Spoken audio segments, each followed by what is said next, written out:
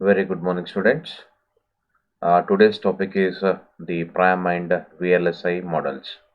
PRAM indicates or stands for the parallel random access machines, and VLSI stands for very large scale integrations. So there are two types of machines. One is random access machines. So they are related to the uniprocessors, and the second one is the parallel random access machines. So the first one, that is the random access machines. The in the year the 1963, the Shepardson and Sturgis modeled the conventional uniprocessor computers as the random access machines, that is RAM. So these machines which deals with the uniprocessor computers, that is a single processor computers. Then in the year 1978, the scientists, that is Fortune and Wiley, developed a parallel random access machines, that is PRAM models, for modeling an idealized parallel computers with zero memory access overhead and synchronization. So what is this zero memory access overhead? That is overhead memory includes the space reserved for the virtual machines buffer and various virtualization data structures here. So these PRAM models basically are modeled or which are idealized to the parallel computers with the zero memory access overhead and the synchronization. So this figure shows the PRAM model of a multiprocessor systems with shared memory.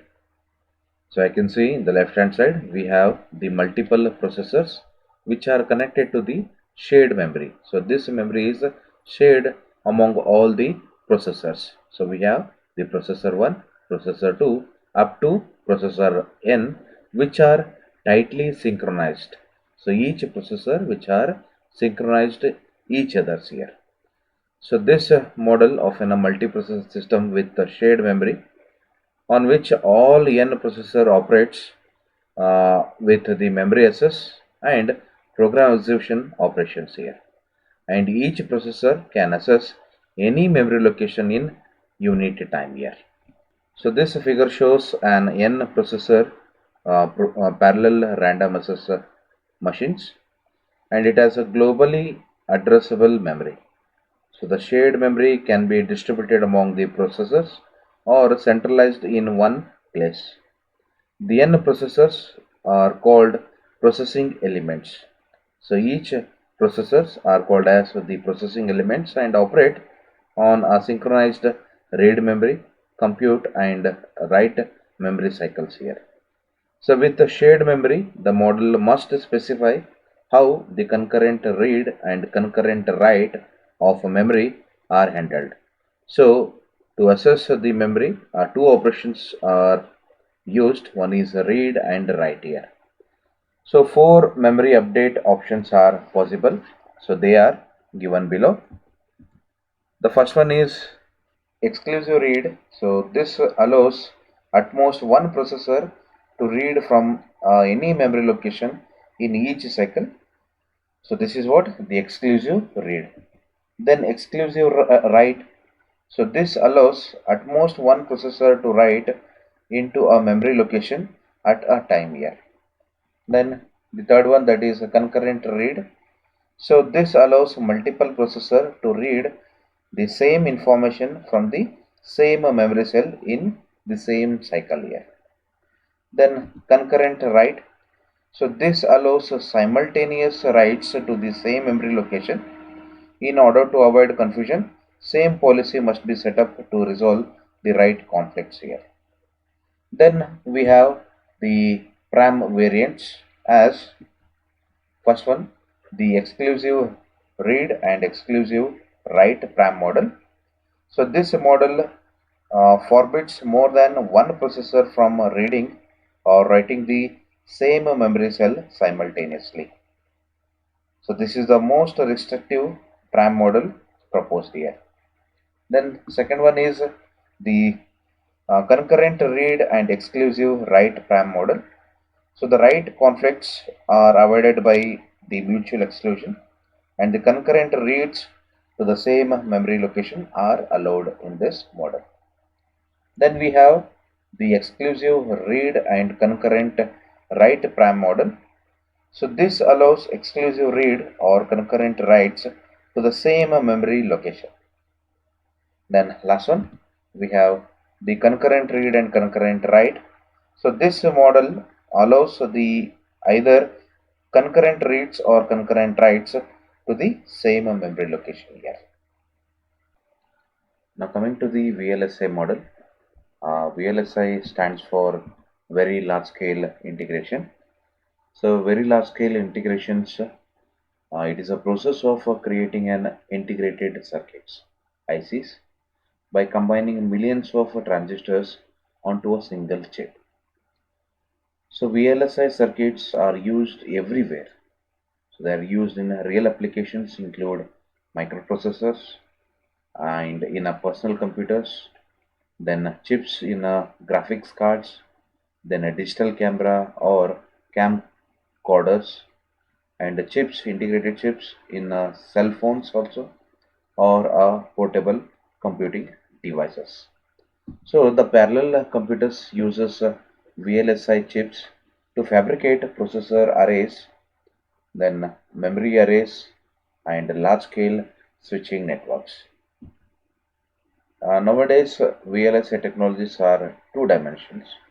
So the size of a VLSI integrated chip is proportional to the amount of storage, that is memory space available in that chip.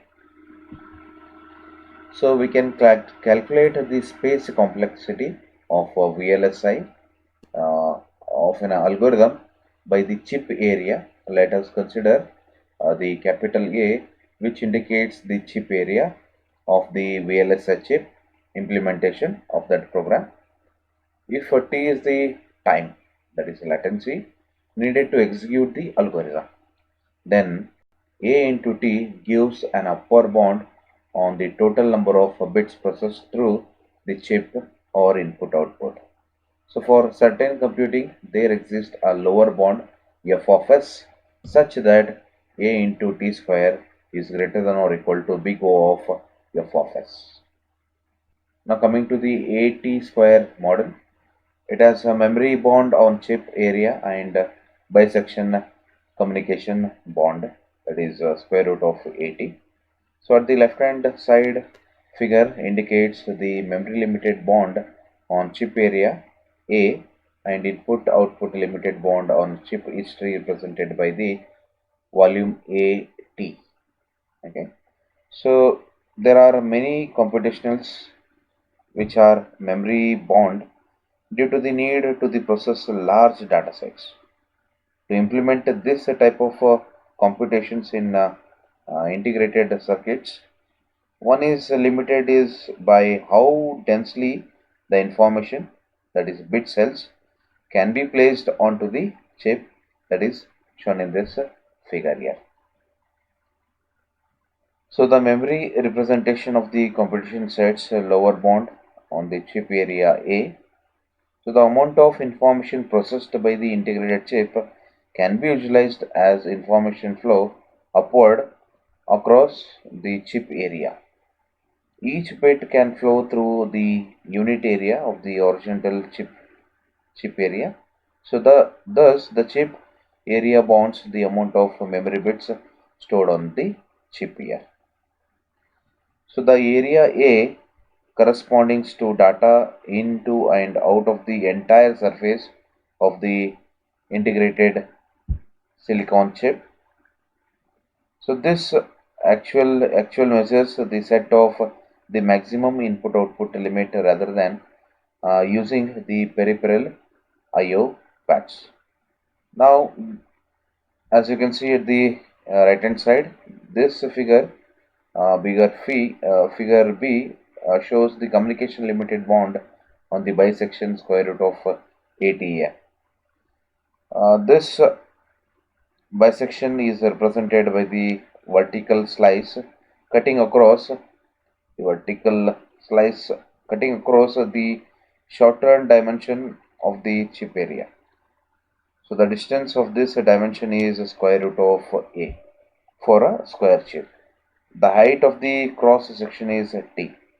So the bisection area represents the maximum amount of information exchange between the two of the chips circuit during the time period t.